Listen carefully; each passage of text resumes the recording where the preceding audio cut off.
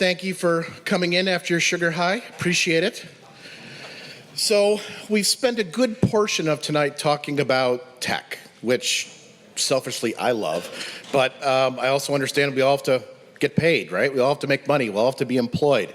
So I thought it would be good tonight to not only speak about the tech, but speak about how it's being deployed in real-world scenarios, how to get a job if you're utilizing AI, what the new world order looks like when AI tools are part of your job.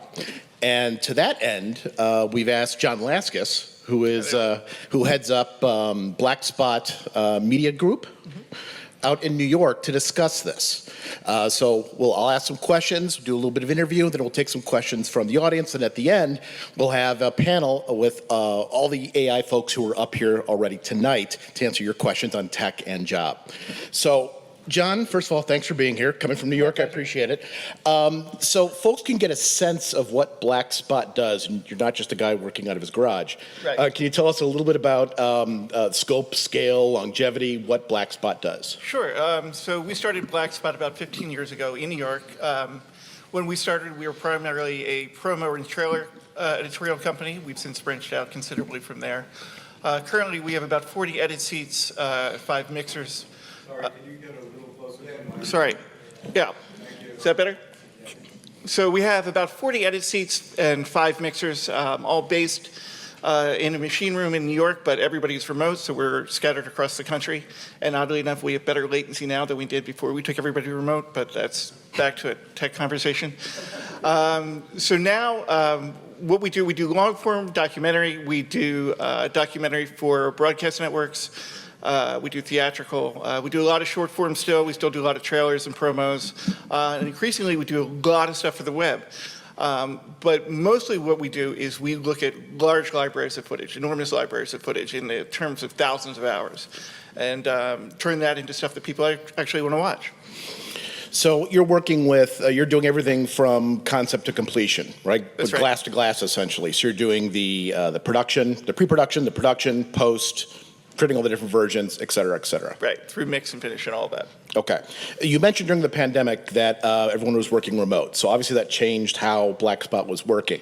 When did you first start looking into AI as being something that it was actually a thing that you could use? Sure. Well, so I think as most people in the room will have noticed that while the amount of content that we were being asked to make was getting larger every day, the budgets we got were getting tinier and tinier and tinier.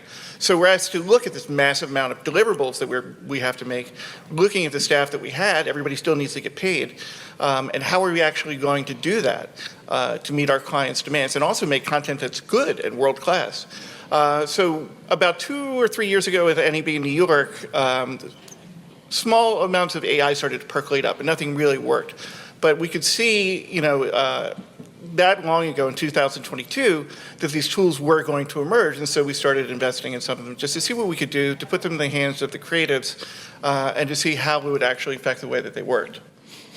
And one thing I do want to clarify is that there's kind of 2 different ways of looking at AI. There's AI at the creative level, which we've seen most of today. It's where the creatives are starting to use the AI and getting the product it generates. And there's also the reverse, which is the top-down AI methodology, which is it's being done at the facility level, and then it trickles down to the creatives. So did you try both of those models to see what would work and what didn't? Well, it depends on who you're talking about. If you're talking about a writer or you're talking about a producer, I mean, something as simple as having the ability to have their stuff transcribed immediately, which was new 2 or 3 years ago.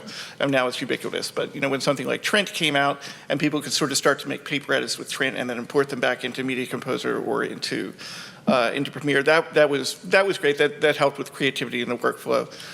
Really, though, where the real power comes in is that when you can give tools to editors that let them get access to massive amounts of information at one time, and to give a team of editors who, when I started, I was one assistant editor out of 4. working with one lead editor.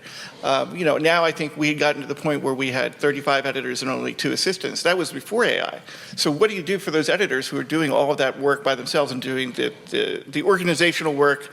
They're doing that laborious kind of going through all the footage and logging that assistants used to do. Well, all of a sudden, now we could give every editor 10 assistants. Right, so every editor was empowered to have more time sitting in the chair just looking at footage and coming up with creative ideas instead of spending 80% of their time organizing footage. And so that's sort of where we really started to see the changes in what we were able to create as a total agency. So what tools did you initially look at? Because obviously this was a couple years ago when we didn't have things that are shipping today. Yeah. What kind of tools did you try and maybe what didn't work? You don't have to name companies, but I'm curious to hear what you may have tried that may not have worked. Well, nothing worked 2 or 3 years ago. And it was kind of funny because we were working on our own large language model internally, and then ChatGPT came out, and then it obviated all the research we had done into that. The first things we saw were the tools that let you examine a large amount of footage contextually. So where you can type in, I need to see everybody who's clapping with a smile on their face across an entire band of footage, kind of like the stuff that we saw that Axel does now. And that really opened the door to letting us do stuff in a larger way. It didn't really work very well. It was very squishy, and it didn't work as well as a human could. But that changed very quickly. And then the second thing we engaged with was Quickshare.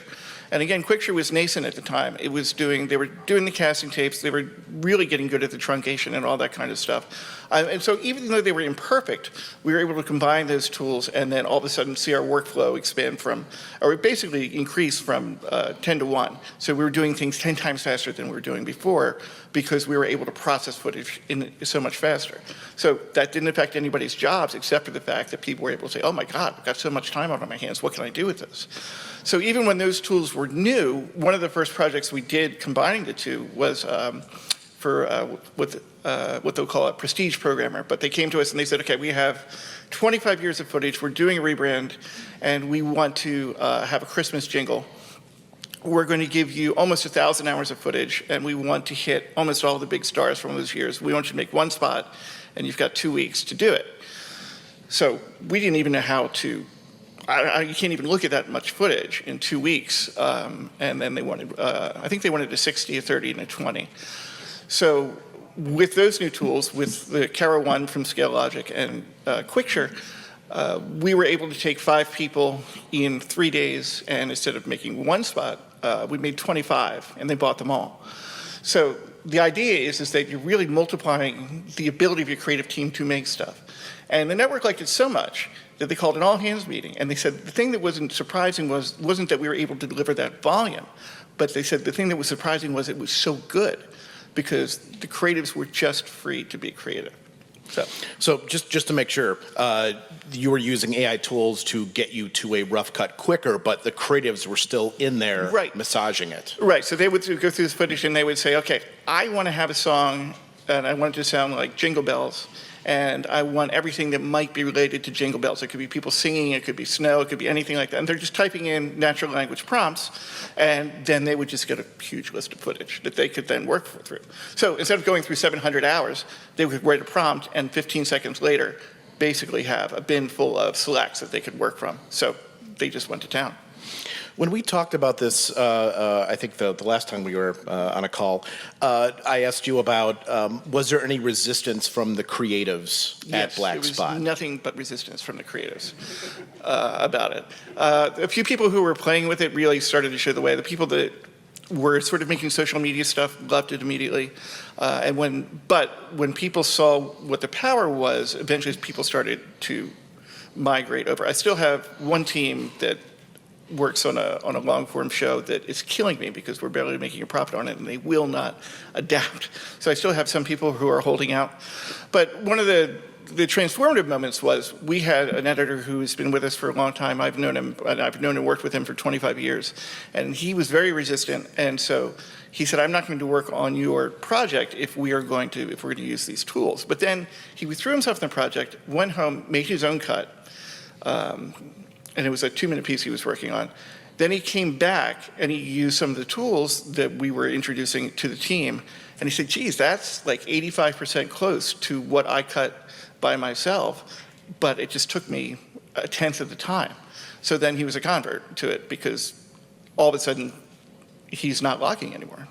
You know, he's not making selects. His brain is free to think of all these possibilities that he wouldn't have to do before because he's trying to remember everything that he's seen. So, Do you have a mandate that employees have to use AI tools? no, not at all. But the people who do have been really happy because they're making weird stuff, but they're seeing more of their stuff. They're seeing more of their stuff go on air because they're making more stuff and they're presenting more stuff, and they're being able to do it, and they're having more fun because they're just doing the stuff that makes them happy. And instead of going to cut 37 on a sequence, we just give people 37 different versions and say pick one. You know, or if you're giving that to a networker, if you're giving that to a streamer or somebody, they can do A/B testing, they can do A through Z testing and see what actually works. So for your client, they get a lot more efficacy because they're getting more stuff they can find and target their audience. They're going to come back to you to make more stuff, which keeps creatives happier, and then it also creates new jobs, but they're different jobs than they were before. Like you're right, the job of the assistant sitting down and logging, that's probably going to go away. But when I started, I was cutting negative before we went into film to tape and taping it together. You know, and we don't do that anymore either. But I'm still here and I'm still acting creatively. So I'm interested to hear how you approach this with your clients, because I'm sure as most of the people out here who have worked with studios and various production houses that things are air-gapped and you can't put anything online, let alone use anything that is AI. So how did you, you have to go and get approval from your clients to use AI. absolutely. So how was that tackled? Painfully. It's a little better than oral surgery, but that's roughly about how it feels.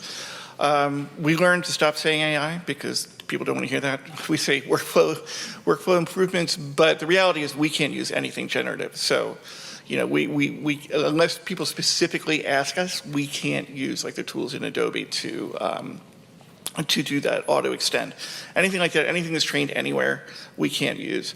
We really prefer to use tools that are on premises. Most AI tools are in the cloud, but you know, we have security audits from all of our clients every 3 months, and they want to know. So we have to let them know anytime that we introduce a new tool, every tool has to go through the legal team of all of our clients, and sometimes we get shut down.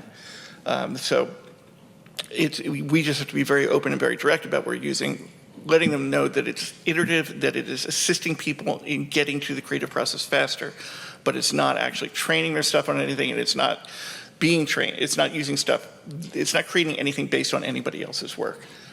So all of our tools have to meet that. One of the tools you'd mentioned, and I don't know if folks out here have looked in this, we saw Quickture, right? One of the other tools deployed at Blackspot is something called Caraone. It's Caraone. It's distributed here in the U.S. by a company by the name of Scale Logic. And it's a server that sits in your rack and looks at your shared storage, and pardon the rudimentary explanation to my AI folks out there, it's harvesting metadata, right? It's looking at the content, it's understanding the context of that content via the frames and the audio. And that then allows you to search that and then pull that into your NLE du jour, right? Whether it's Premiere, Avid, et cetera. Right, so it's looking at, it's instead of creating meta tags or logging something, it's realistically per slice of footage that it's looking at is creating hundreds of thousands of contextual tags that it can then respond to you when you type in a natural language prompt. It understands and gives it to you like the best assistant you ever had. If you were to tag something, let's say in Final Cut Pro, and you tag it as a car, okay, it's a car, but there's no context about what that car is doing.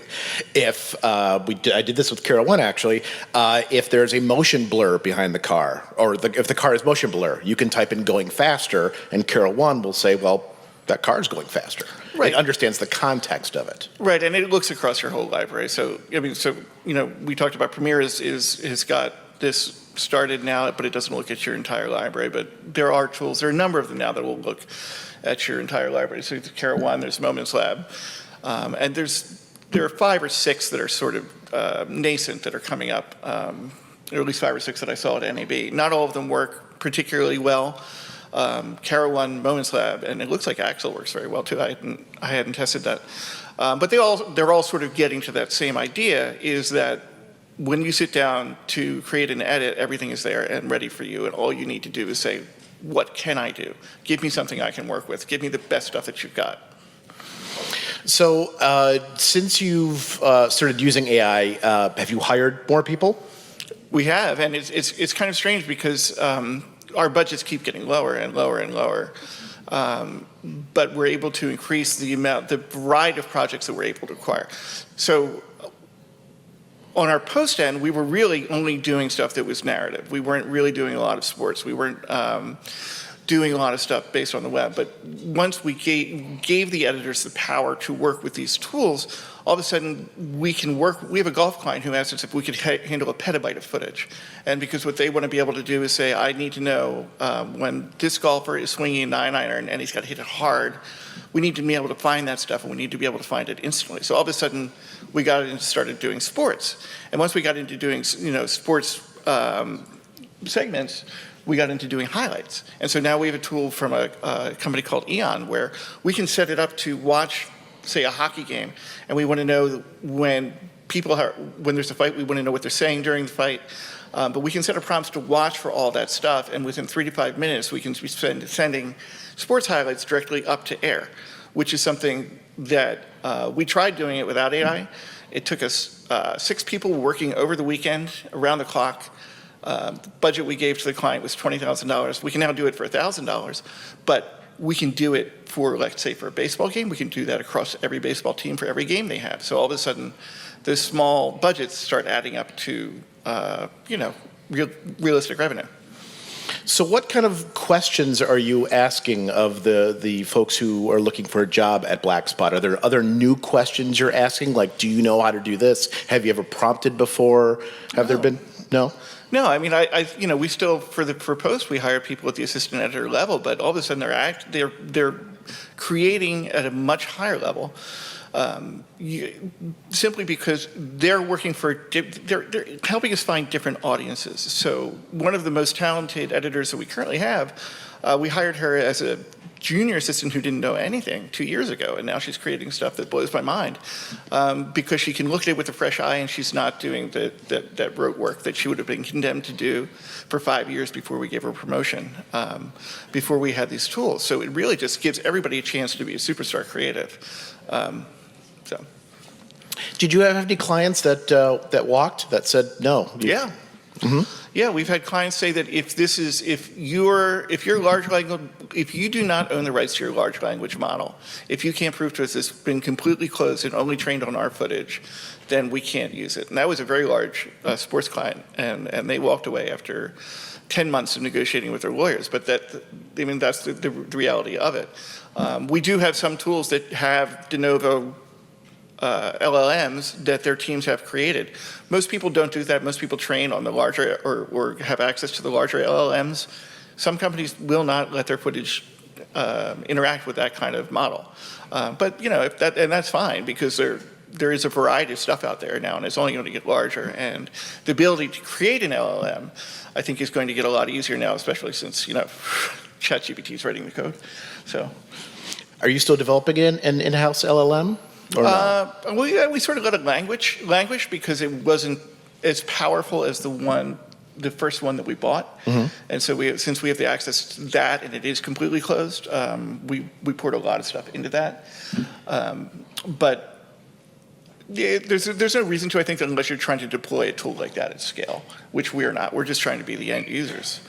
But one thing I will point out about it, I just looking at Erod here, we did a couple of projects with Erod, and he had mentioned one that we had done with a company that has a cooking show, and they wanted to they wanted to reintroduce their host to a younger audience, and so we used Quickshare to condense a bunch of stuff. But the other thing we did was, because what we try to do is combine tools, because no one tool is going to do everything that you need it to do.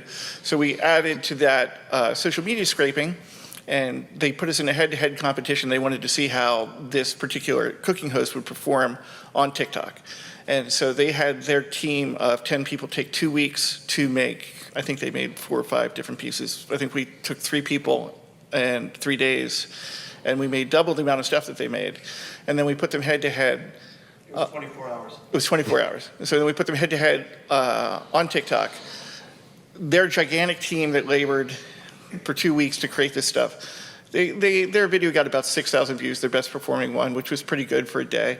Ours got 1.2 million. So the ability to reach an audience and to make stuff that an audience wants to see is affected exponentially by giving yourself access to these tools. So the two tools we've spoken a lot about is obviously Quickture and then Carol One, and those fall really into the early parts of the editorial process, Yeah. right? So are there any other, aside from Aeon, EON, right? Aside from them, what other tools are you using? Are you using any kind of auto mix tools for audio Oh my or God. dialogue cleanup or? I mean, audio, so I don't know how many mixers are here that work in reality, but we do a lot of reality and then unscripted audio stuff. And realistically, people are shooting with just camera mics. People stop taking mixers to set, and it's not a joke, and these are big shows with big names and big followings. And the stuff was unmixable. We had to throw out 2 or 3 shows before we started using these tools. We started using Adobe's podcast originally, and we had to stop using that because it's generative. So the client said no. So I actually wrote these down because they're so cool. There's something called Supertone Clear. I'm sorry, what is the name? Supertone Clear and DX Revive, which is where mixers mostly used to clean up stuff that's just inaudible. So basically people are out there with GoPros and taking the audio off of GoPros and delivering that to us as something that they want to put on the air. And so now we can do that, and we do it all the time.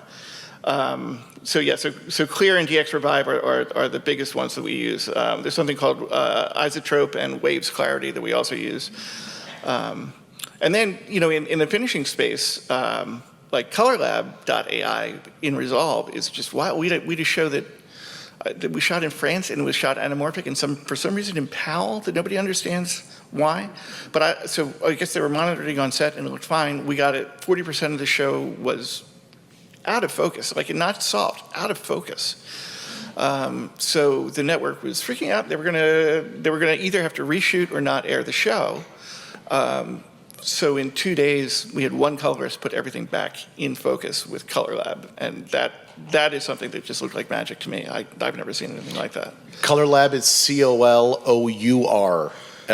Yeah. There's an extra U in there, .ai. We actually showcased them here, I think, a year and a half ago.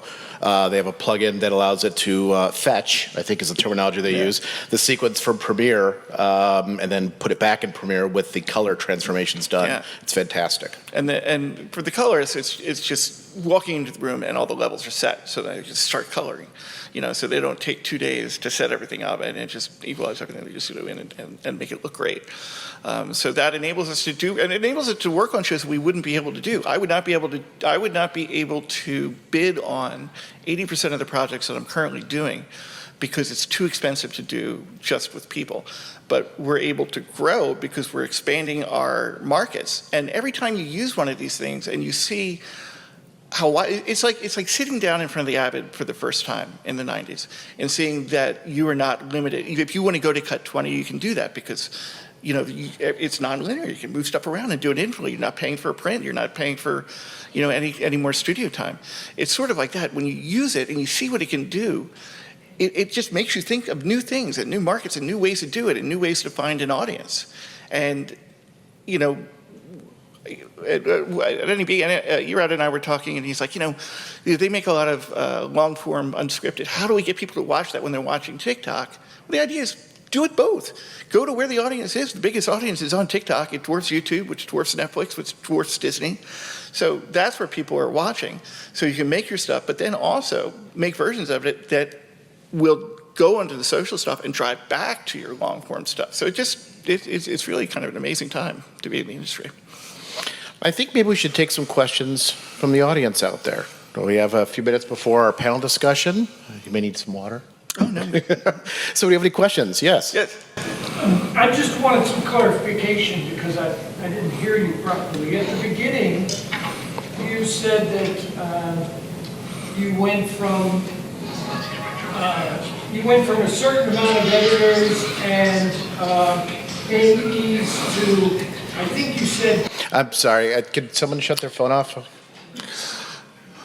Oh, yes, what I was saying was that at one point you said you had, I think, 35 editors and 2 AEs, and then what you had, now you have more AEs? well, no, the idea is that now where we only had 2 AEs, right, for more than 30 editors, now we can supply every editor with technology that makes them act as if they had 10 assistants each. Okay, that's act as if they had.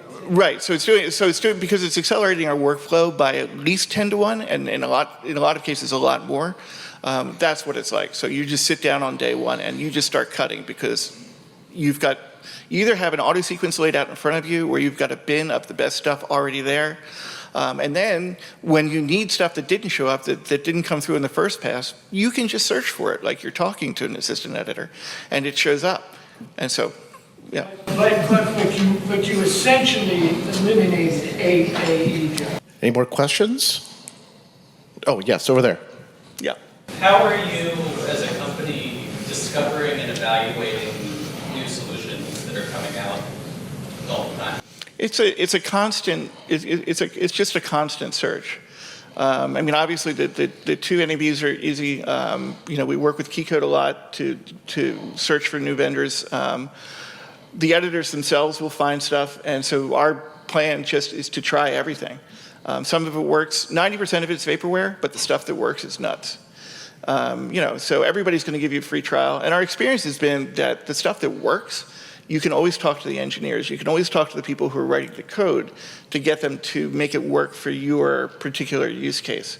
And that's part of the reason why we've been able to expand our market, is because we ask for stuff from the people who make it stuff that works, and they'll make it.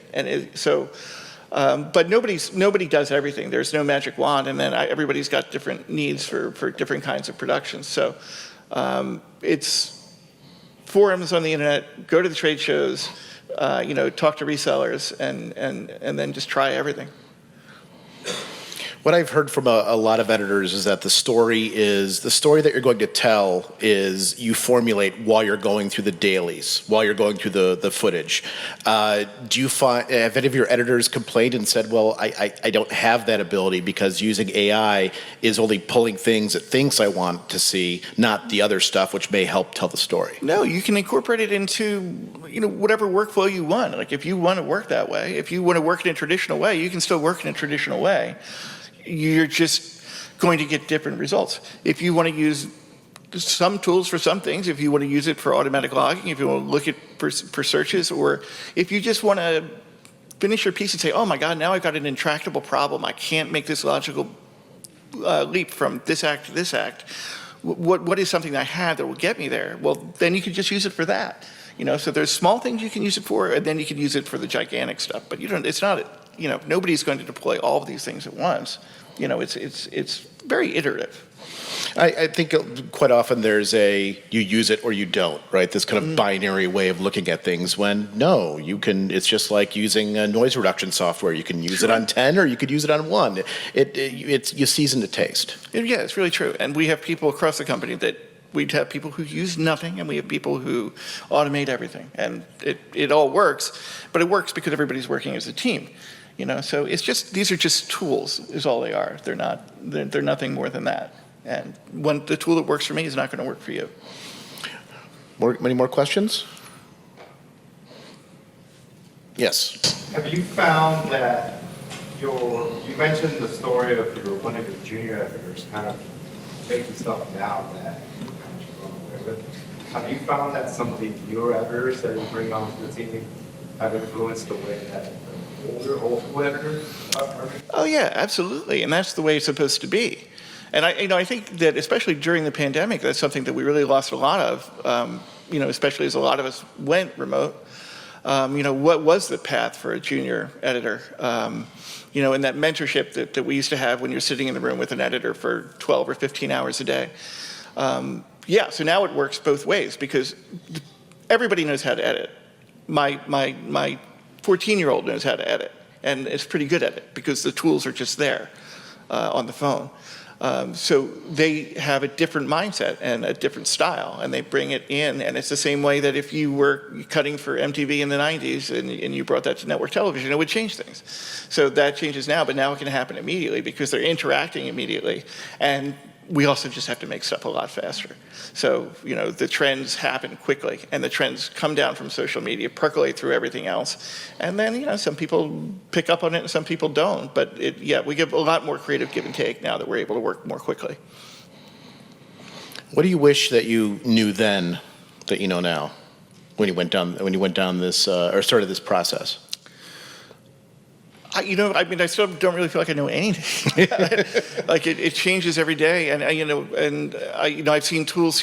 I've seen tools here tonight that I thought I knew, and I've learned things about them. So, I think it's just the more open mind, the more of an open mind that you keep, the better results you're going to get from everything. But I really do feel like that 5 years ago, just watching everything contract from a marketplace. And wondering about how to break through that. I wish I'd known that this was on the horizon, I guess, because it really does, it just opens up so much opportunity, I think for everybody in the creative process, whether you're the writer who's using ChatGPT as a crutch to write a pitch deck, or if you're the colorist, pulling yourself out of the darkest hole of defocus. There's something in there for everybody. Before we bring all the AI folks up that have spoken tonight up here to take your questions, do you have any parting words? Well, who's angry? I mean, I know people are angry, and it's also okay to be angry, and it's okay to hate this stuff. It's not going away, but it's okay to hate it. Yeah. I'm worried about deep fakes in politics. I'm terrified about that, and there is nothing. And that's the thing. I hate that. There's nothing we can do. There's no truth. But you know what? We said that when people started manipulating photographs in the 1880s, right? When people learned how to dodge and burn. We will adapt. It's going to get real ugly before it gets better. But again, that's degenerative stuff. I won't touch it. We don't touch it. Our lawyers won't let us touch it. So, yeah. How is you said graduates are happy, your AEs are kind of quicker. In terms of just sort of work-life balance, how you interact with your client. Ooh, I love that. You said the budgets are lower and everything's being paid faster, but frequently more stuff, which able to still pay everybody appropriately. So how is it that it's just not crazy all the time because you deliver things to 24 hours around? Well, I mean, so this is more of a, this is a legit workflow question. I mean, my idea would be to have everybody work 3 days a week because everybody who's ever been an editor has worked 6 months straight without a day off. We try to staff such that people can overlap on projects so that if we do have to work a weekend, then everybody's only working an 8-hour day, and we try to balance across time zones that people are doing that as well. But because you can create stuff so much more quickly, we don't give it to the client all in one lump sum. We still space it out. We always try to over-deliver what we promise them. But if we get stuck and can only deliver what they've asked for, then we still have the traditional time. So the idea is you make something fun, or you make something that you really enjoy, and then you sit down and give yourself a break so that you're not always trying to hit a wall to hit a creative deadline. And when you can work 10 times faster, you can actually do that. Irad, do you want to come up here? Sure. Is Larry still here? Yep. Come on up, Larry. We'll have questions for you. Let's give John a hand. Yeah. Oh, you're up here. Oh, Up here.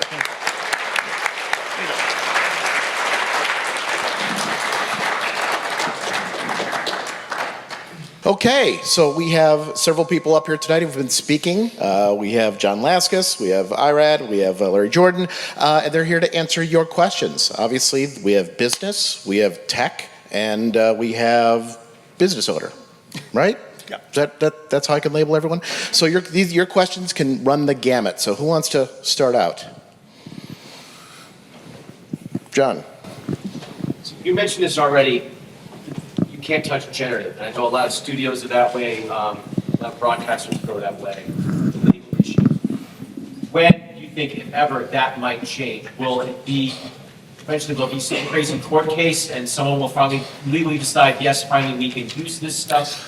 Well, it's funny, I was just talking about that in the lobby. We do have one client who, you showed in Resolve how you can take a rough or a scratch track and replace it with somebody else's voice. We have one client who asked us to do that because they bought, after the strike, they bought a bunch of models for boys, and so they want to use those people all the time. Rights are cleared, they have a contract, they ask us to do that. So that's happening now. I was in a creative meeting the other day where a producer had said, well, they need a shot of a goldfish in a TV, and they don't have it, and they don't want to shoot it. Let's just have Sora make it. And I was like, okay, we can't do it. But then the client called and said, no, we want to do it, and we've cleared it legally, it's fine. So that was an advertising client, so it's a little different from a broadcast client, but that's happening now, but 99% of the people that we speak to will never do it. You guys don't have to raise your hands, but I know there are a lot of editors in LA that are using 11 Labs instead of doing Frankenbytes, and so I think a lot of it is going to creep up sort of from the bottom up too. Okay.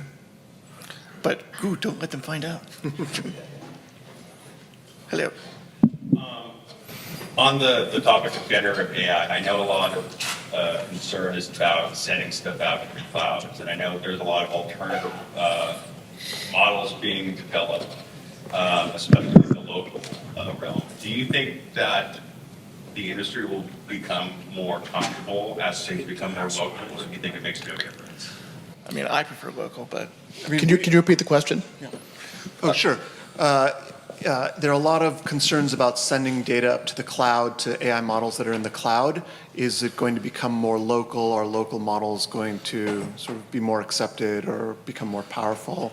In my experience, the cloud-based models are just much faster, right? If you're running it on 10 giant GPUs versus whatever I happen to have on my Avid or on my rack, you're just never going to get the same performance. I can tell you guys that we've sort of passed the security audit at A&E Networks, at Netflix, at several other places, and we're sort of expanding out from there. So I think that as long as you have basic security in place, we're SOC 2 Type 2 certified and all the other certifications for security practices, it's actually just as secure as sending emails. I know that. I'm just saying that, like, we're pointing at 10,000 hours. Sending that up to the cloud is a real drag.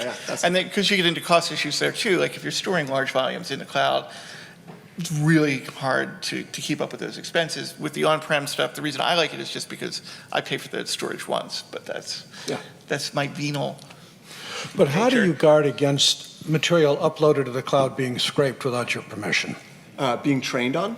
So, there are contracts in place with OpenAI and Anthropic and all these other providers where, they say they're not going to train or even store any of the material that you submit via the API. Now, in contrast, if you have a ChatGPT subscription that's $20 a month or a Claude subscription, they don't give you all of those guarantees for those sort of lower tier or lower cost versions.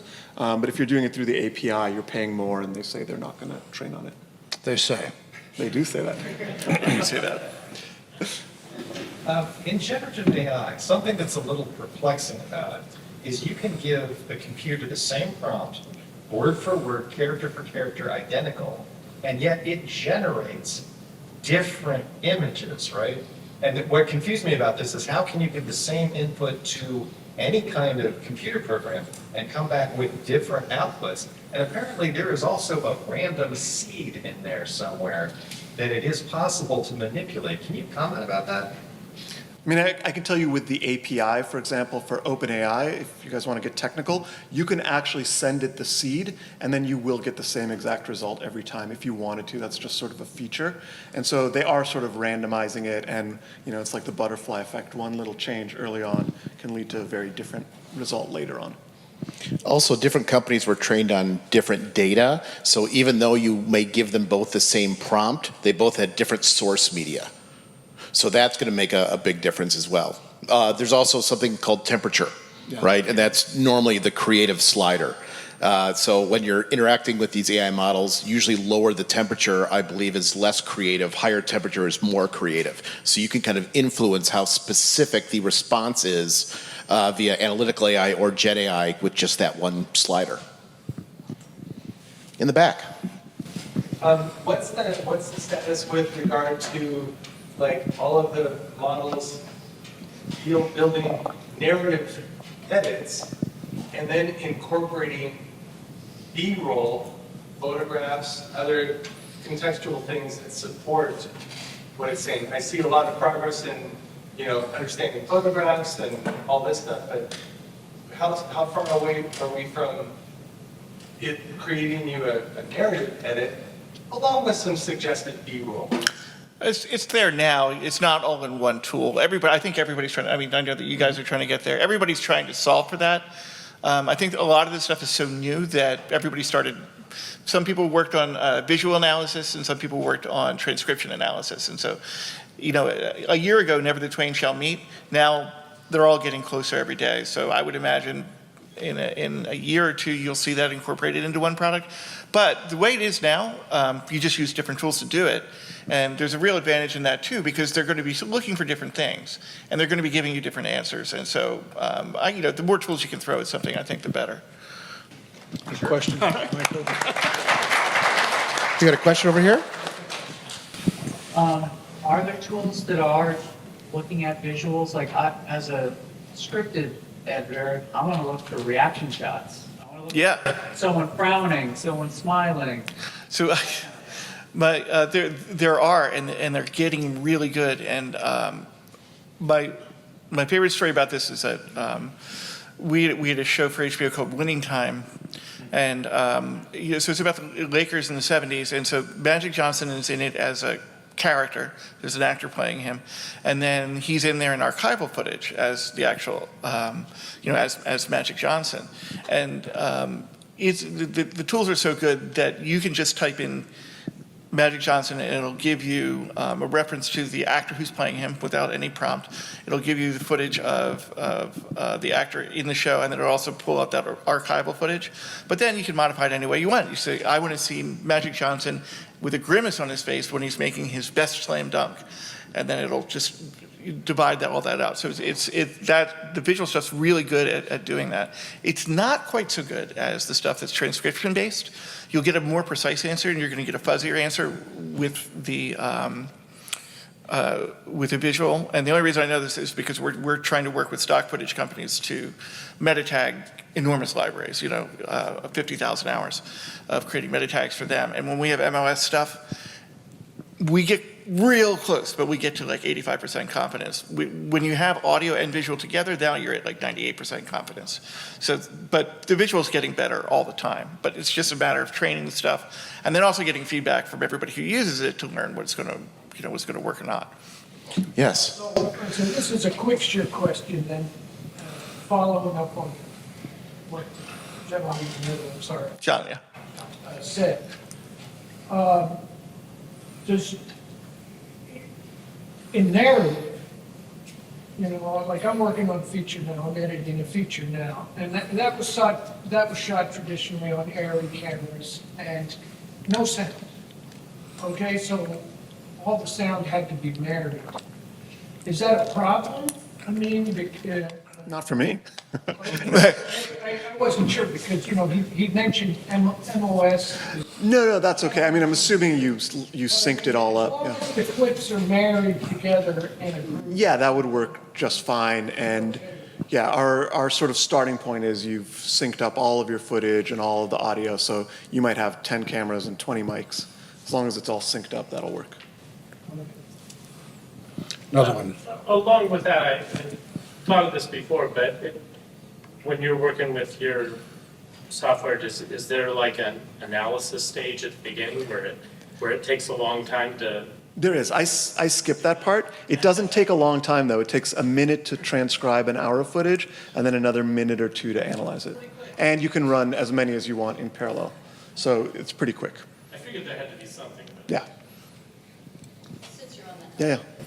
I loved watching how natural it was to space, like the way I custom create chat prompts and things is, I just bring it up.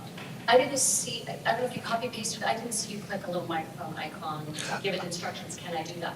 Not yet, but it's coming. Yeah, yeah. Because that would be a huge thing for me to not just have to type, create, I'm gonna be speaking them and then have to Yeah, I agree. paste it, it's not that big of a deal. We want to add that. It's just a cool feature for a Star Trek fan.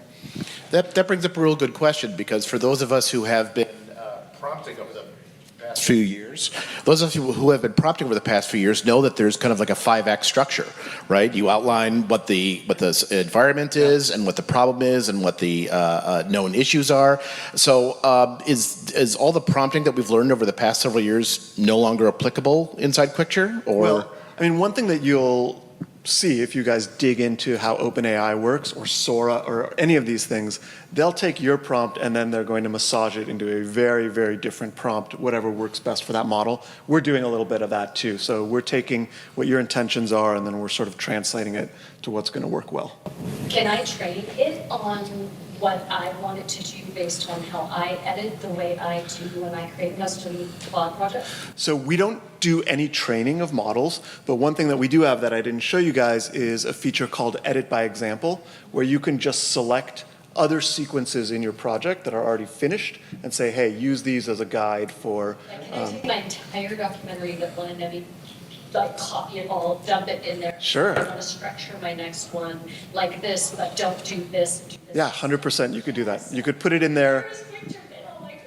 Well, we're here now. Yeah. Okay, and then my other question is, can it access all the metadata so that if I wanted to color code all of my all of my stock footage or all of my RTDs, can it do that? So that's a really good question. So there actually isn't any official meta tagging that's going on.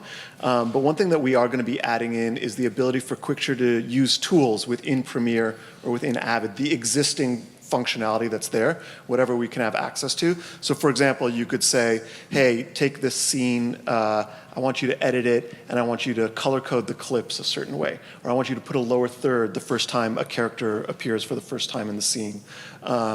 Just using existing functionality in there, but letting the AI sort of drive it. So you'll be able to verbally dump that note into it and say that. So it can kind of learn my writing style as well. Yeah, I mean, again, it's not really learning, but you'll be able to drive it in that way, and you'll be able to point it to example sequences to say, hey, this is the structure that I want. Instruct it to structure it in the way that sounds like my work. Yeah, you should be able to do that. Your show, like you gave it a whole script. Exactly, and so really that edit by example feature that we have, all it's really doing is saying, here's one script or 20 from finished edits. Use these as a template to guide your current edit. This is phenomenal to me. And then my last question, sorry, I'm taking some time, but okay, so I've got plans to be perfect for, but I also have high-level plans that they will not allow anything that goes to the cloud. We can't do jet step frames, we can't do any of that. Are you going to have an enterprise system where they can kind of process those MP3s on a local server? So, like I said, we are working with Paramount, ITV, Lionsgate, a bunch of companies that have, lots of security requirements. Some of them want us to have, to use their own S3 bucket, their own storage on AWS. Some of them want us to put a unit in a rack on their system running with a local model. We can do that. We're actually working with Keycode on that. We would just be using smaller models from, there's Llama, there's DeepSeek, if you guys want to use DeepSeek. So they work, they're just not quite as good. And with that, I think we are done with the panel. Thank you, gentlemen, for being up here tonight.